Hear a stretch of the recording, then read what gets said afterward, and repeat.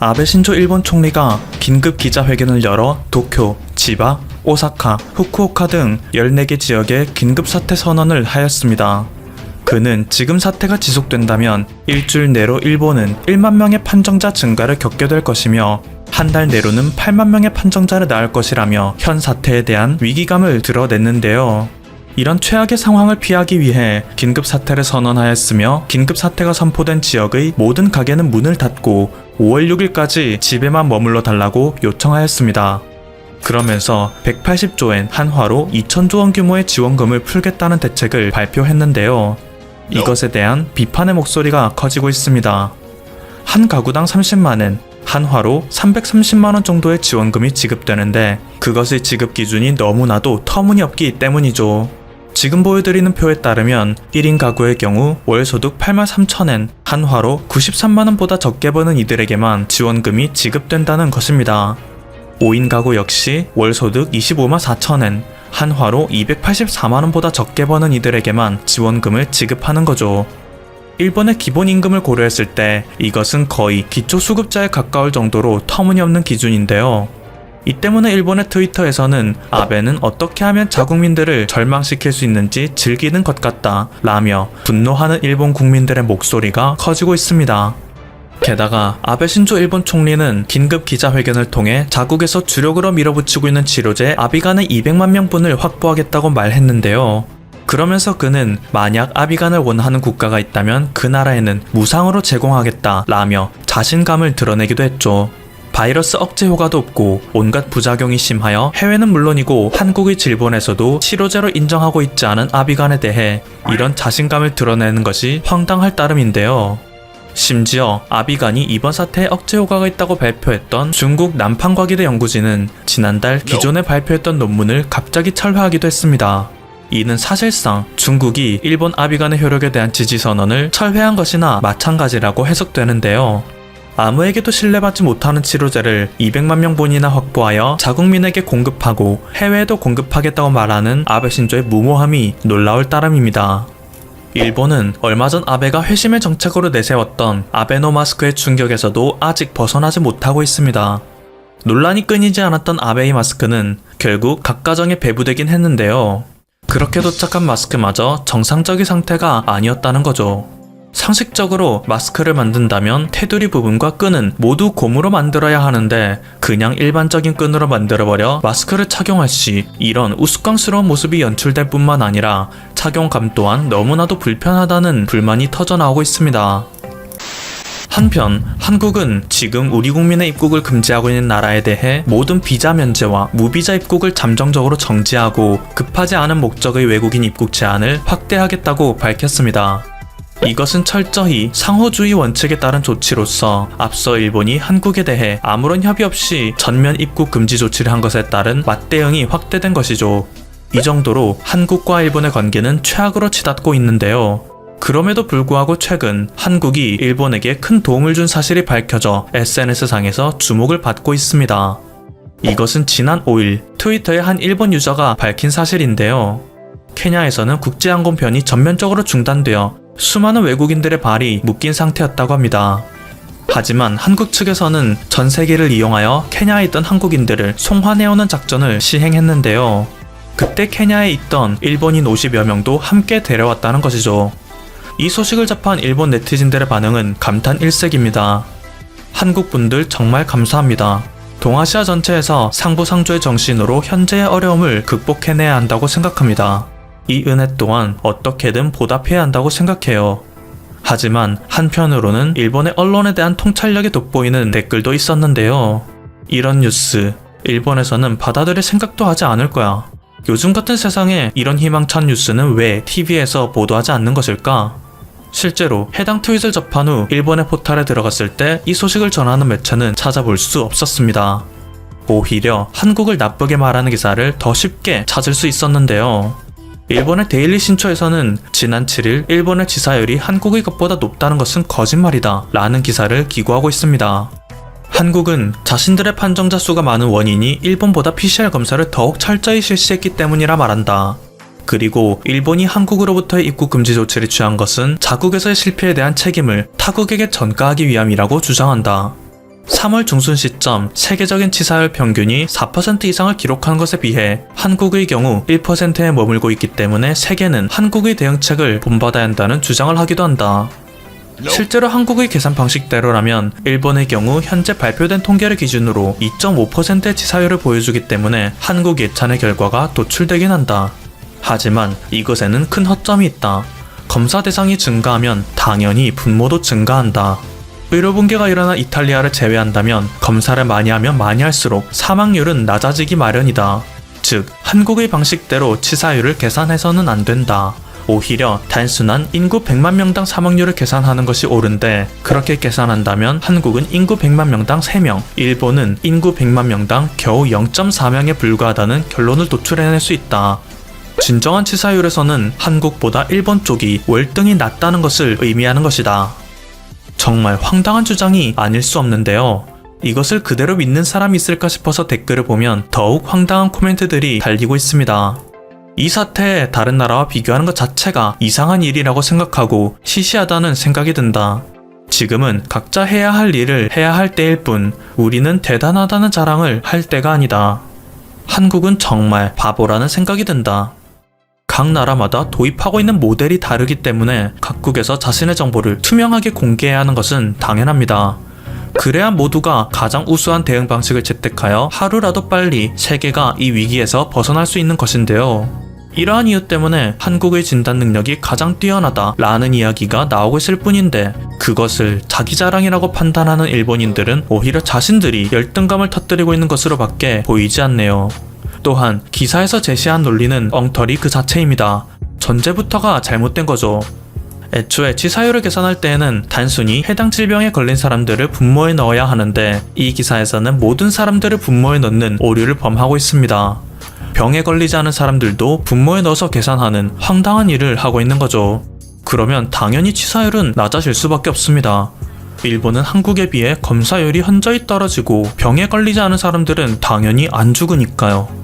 이런 기초적인 수학과 논리도 생각하지 못해 자신들의 방식을 진정한 계산 방식이라고 주장하는 언론도 그렇고, 이것에 호도당하는 네티즌들도 그 수준이 놀라울 따름입니다. 그런가 하면 일본의 한 네티즌은 한국은 현재 위기에서 벗어나고 있는 게 아니다, 오히려 더 확산이 되고 있는 것일 뿐이며 선거를 앞두고 통계를 조작해서 발표하고 있는 거다 라며 한국을 깎아내리는 발언을 하기도 했습니다. 그리고 이것은 5,000개에 가까운 네티즌의 지지를 받고 있죠. 역시 우익이 지배한 일본의 언론답다는 생각이 들 뿐인데요. 아무리 일본이 현실 부정을 하며 정신 승리를 해도 진정 변하지 않는 사실은 바로 한국의 진단 능력은 일본보다 월등히 뛰어나다는 것입니다. 일본은 메르스 당시 준비해둔 기본형 키트밖에 없어 변종에 해당하는 이번 사태에 속수무책인 반면, 한국의 경우 이미 1월 달부터 이 사태가 커질 것을 예측하여 대비하고 있었기 때문이죠. 특히 시젠의 경우 다른 키트들이 2개 유전자만 검사하는 것에 비해 RDRP, E, N의 총 3개 유전자를 검사하는 기술을 사용하여 훨씬 높은 정확성을 나타내고 있습니다. 이 결과로 일본에서는 자국의 PCR 검사 정확도가 현저히 떨어져 한국으로부터의 키트 수입에 대한 이야기도 조금씩 나오기 시작하는 것이죠. 실제로 얼마 전 한국의 한 회사에서는 국내 기업 솔젠트와 진단키트 계약을 체결하여 일본에 키트를 수출할 수 있는 길을 마련해 놓기도 했습니다. 비록 일본과 관계는 좋지 않지만 인도주의적 측면에서 일본이 언제라도 요청을 한다면 키트를 공급해줄 수 있는 방도를 마련해 놓은 것인데요. 그럼에도 일본이 지금처럼 계속 한국의 우수함을 인정하지 않고 좁은 열도의 사고방식에만 갇혀 지낸다면 훗날 전 세계에서 이번 위기가 종식하는 날이 오더라도 일본만큼은 이 문제를 해결하지 못해 허우적대는 시기가 올지도 모른다는 생각이 듭니다. 그에 반해 한국은 이번 사태가 확산될 무렵인 2월 초 각종 가정간편식을 제조하는 식육 가공업체에 대한 대대적인 점검을 실시했었는데요. 사태의 확산으로 증가하는 수요를 예상하여 식약처에서 선제적인 조치를 취한 것이죠. 비슷한 시기에 첫 판정자가 발생하였지만 상이한 판단으로 인해 전혀 다른 국면을 맞이하고 있는 한국과 일본. 일본의 한 트위터 유저가 말한 것처럼 일본과 한국의 국제 위상이 이번 일을 계기로 크게 달라질 것으로 보입니다. 지금까지 퍼플튜브였습니다. 여러분의 구독과 좋아요 그리고 알림 설정은 콘텐츠 제작에 큰 힘이 됩니다. 감사합니다. 민족정론지 BBC 대기자 로라 비커, 최근 사태에서 한국의 모범적 대처를 BBC를 통해 자주 보도해 한국인들에게 큰 인기와 신뢰를 받았었는데요. 그런데 이 로라 비커 기자가 현재 한국인들이 가장 민감해하는 부분을 잘못 보도해서 큰 논란이 되고 있습니다. BBC와 로라 비커 기자에게 그런 표현을 한 것은 기존의 민족정론지를 표방하던 언론사 대기자라는 타이틀도 많이 보아왔지만 현재 한국인들의 언론에 대한 신뢰도가 얼마나 최악인지에 대해 단적으로 표현하는 자주 섞인 드립이었을 것입니다. 최근 사태에서 세계의 모범이 되는 나라로 거듭난 한국을 해외에 잘 알렸다고 해서 로라 비커 기자는 한국에서는 한국 언론인들을 포함해도 가장 핫한 기자가 아닐까 생각될 정도였습니다. 예를 들어 한국이 사회적 거리두기를 잘하는 이유가 서양 사람들은 유교 때문이라고 폄훼하지만 이 나라는 민주주의를 위해 싸우고 대통령을 탄핵했으며 권력이 있는 자들에게 목소리로 민주주의를 외친 그런 나라이다. 그리고 그 결과가 바로 지금 우리가 보고 있는 것이다 라든지 21대 총선의 투표 과정을 상세히 보도하며 현재로선 한국이 이번 세계적 사태 속에 무엇이 가능한지를 또 한 번 증명하려는 듯하다는 기사 등으로 한국인들에게 큰 인기를 끌었습니다. 그런데 어제 BBC 뉴스에서 한국의 신규 지역 감염자 제로의 뉴스를 보도하며 큰 논란이 생깁니다. 한국에 있는 로라 비커 기자가 한국 소식을 전하는 과정에서 전체적인 보도는 국내 감염이 제로가 되었다. 한국이 처음부터 정말 이렇게 저렇게 잘했기 때문이다라고 이야기를 시작했습니다. 그런데 갑자기 약간의 논란의 여지가 있지만 CCTV, 핸드폰, 은행 기록들을 추적하고 감염이 확인된 사람들의 동선을 지도에 표시했는데 이 상세 정보가 긴급 재난 문자로 보내진다. 그 확진자가 어디에 갔으며 누구이고 이름, 나이, 직업을 알려주며 이런 공격적인 검사와 추적을 통해 통제할 수 있었다고 얘기합니다. It would tell you the information, where the patient had been, who they were, their name, their age, their occupation, and it gave you an idea if you have... 최근 한국의 커다란 성공에 대해 서구 유럽에서 한국은 개인정보를 마구 공개하고 전체주의적으로 국민을 통제하며 자유를 억압하는 행태로 테스트와 격리 등을 진행하는데 아주 야만적인 것이다 라는 황당한 비판들이 나왔었죠. 유럽에서 전국민 이동금지령을 내리고 모든 상점은 문을 닫고 심지어 프랑스에서는 외출 허가서라는 종이가 없으면 수백만 원의 벌금까지 부과하면서 어떠한 강제적인 봉쇄나 차단이 없는 한국에 대해 자세히 알아보지도 않고 이동 동선을 파악하기 위해 개인정보를 공개한다는 등의 트집을 잡는 것에 한국인들은 분개를 하고 있었습니다. 그러는 이유가 세계의 칭송을 한국이라는 동양의 나라가 받고 있는 것이 못마땅한 아직도 거만하기만 한 서구 유럽인들의 태도 때문이라는 것입니다. 이렇게 한국의 최근의 성공에 대해 유일하면서도 한국인들이 마땅히 억울해하는 흠집에 대해 한국인들이 믿고 좋아했던 로라 비커 기자와 BBC에서 잘못된 정보를 알리자 네티즌들은 해당 BBC 유튜브와 로라 비커 기자의 트윗에 찾아가 이름, 직업 등까지 공개한다는 것은 잘못된 정보이다라고 항의를 했습니다. 그런데 로라 비커 기자는 자신이 틀리지 않았다며 그 근거를 트윗을 하는데 LA타임즈의 빅토리아 킴이라는 특파원이 서울시에서 받았다는 정보를 올리면서 이렇게 공개된다, 퍼블리시된다 라고 말한 것이었습니다. 빅토리아 킴이라는 사람은 LA타임즈의 한국 특파원으로 한국 출신으로 미국으로 유학을 가서 언론사에 입사했다고 하는데 한국 특파원이니 거의 그녀의 기사는 한국 관련 내용입니다. 그런데 그녀가 공개한 자료는 서울시에서 일반 대중에게 공개한 자료와 항목이 다릅니다. 서울시에서 홈페이지를 통해 계속 공개해온 자료에는 이름과 직업 항목이 없는데 빅토리아의 자료에는 있는 것이죠. 이것은 대중에게 공개하는 자료가 아닌 것을 빅토리아 씨가 기자이기 때문에 아니면 어떤 알 수 없는 이유로 입수했다는 것이 아니냐. 그렇다면 이름과 직업이 대중에게 공개가 된다는 것은 우선 사실과 다른 내용일 것입니다. 일부 네티즌들은 과거에도 현재에도 그런 양식이 아니었다고 증거를 포스팅하기도 합니다. 그렇다면 일반 대중과는 다른 경로로 입수한 것이고 이를 공개하고 문제 삼는 것은 도의적인 문제가 있을 수 있습니다. 그리고 빅토리아의 문서에서 김땡땡, 이땡땡, 박땡땡이라고 되어 있는 부분을 굳이 라스트 네임도 네임이니 이름이 공개된 것이라고 해석하고 이에 동의하는 로라 비커 기자도 이해가 안 간다는 의견입니다. 한국의 이름 체계와 성씨의 현황에 대해서 잘 모르는 완벽한 외국인이라면 굳이 라스트 네임도 네임이다 라고 우길 수도 있겠지만 이미 몇 년간 한국에서 살아온 BBC 특파원과 한국인으로 태어나 자라고 한국에서 특파원을 하고 있는 LA타임스 기자가 5천만 인구 중에 김씨만 1000만 명 이상, 이씨만 700만 명 이상, 박씨만 400만 명 이상 등인 한국성의 특수함을 도외시하고 한국은 이름을 공개하고 있다고 하는 것은 완전히 다른 내용이라는 것을 모를 리가 없기 때문입니다.